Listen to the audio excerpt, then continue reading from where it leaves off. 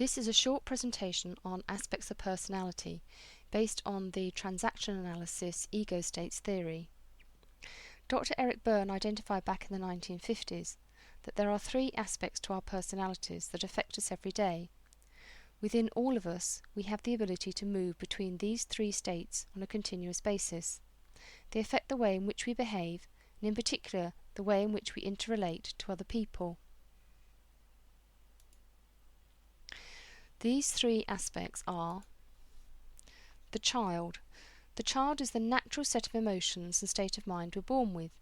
For example, affectionate and joyful are positive aspects, whereas demanding and furious are negative aspects of child. We use child when we're being emotional, intuitive, creative, manipulative, rebellious, or submissive. When we need child in order to have fun, be spontaneous, and inspired. As we grow up, we adapt the extreme aspects of child so they become a bit more manageable. As we develop speech and movement, so the other states evolve. The second state is parent. Parent develops as we absorb the things that grown-ups say to us. Some are good, like caring and responsibility, and some are bad, like prejudice and unthinking criticism. Parent is where values and opinions lie, and we use it when we are looking after, supporting, judging, and taking responsibility for ourselves and for others.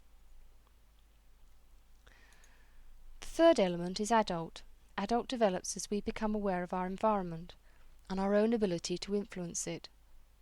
So if we touch something hot, we think, I don't want to do that again. We use the adult state when we're being rational and objective and calculating. Rational decision-making and important decisions need this part of our personality. We can move between these different states in any conversation, backwards and forwards. But a fully rounded personality needs all three parts of the personality functioning and used appropriately. We can expand this even further by looking at the different aspects of both the child, what we call the free and the adapted, and the parent, what we call the nurturing and the controlling side of parent. This could be broken down yet again into positives and negatives.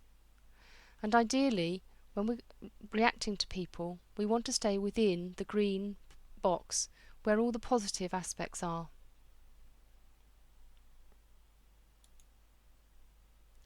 But we need to watch out for cross-communication. Cross-communication occurs if a person responds from the inappropriate ego state. So, for example, if a person's in what we call negative parent, that might push you into child. If somebody is nagging at you, then you might respond by saying, I don't care anyway. So it pushes you into negative child. An emotional and instinctive response, which leave the person feeling uncomfortable, is often part of a cross-communication. If you choose to move into the adult state, you may succeed in hooking the other person into adult as well. And it is in the adult state that you can have rational and reasoned conversations. And this is often the most appropriate communication, particularly in the work or in a political environment. In any relationship, we can adopt each of these characteristics backwards and forwards in the course of one conversation. The main problem comes when we adopt a particular characteristic in any relationship. So, always playing parent means always trying to be in control, whether it's a positive parent or a negative parent. Always being in child means adopting an emotional stance without rationality and without the rationality that the adult can bring. The adult keeps us rational, but it can be very difficult to maintain. The good news is that once we're aware of these different states, and when we're likely to use them, we can change and choose to adopt a different position whenever we choose.